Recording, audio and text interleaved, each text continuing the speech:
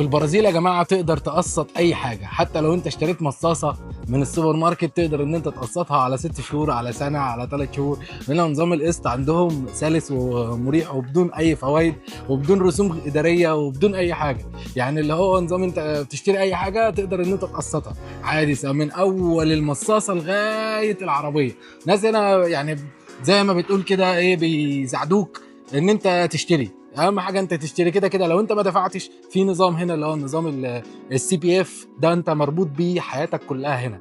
فانت بما انك عندك سي بي اف فيقدر ان هو يحاسبك على اي حاجه. يعني انت لو جيت اشتريت مثلا تيشيرت ثمنه 30 ريال ممكن تقسطه على 3 شهور، ممكن تقسطه على 4 شهور عادي جدا مفيش مشكله. لو انت جيت ما دفعتش على طول بيعمل عليك بلوك في السي بي اف كده، حاجه كده عامله زي السنترال بانك، ولكن هنا ده نظام فيدرالي على كل المشتريات اللي انت بتشتريها في الحياه، الفواتير، الميه، الكهرباء، السوبر ماركت، كل مكان انت حياتك مربوطه بالسي بي اف ده. فلو انت ما دفعتش محدش هيرضى يقسط لك تاني. طول ما انت بتدفع ومنتظم خلاص اي حد يقدر يقسط لك حتى لو كان السوبر ماركت. لكن لو جيت انت ما دفعتش وخليت بقسط واحد خلاص بيعملوا عليك بلوك، ما يقدروش ان هم يدوا لك اي حاجه اقساط تاني. فخلاص انت كده بالنسبه لهم بقيت ان انت شخص غير يؤتمن.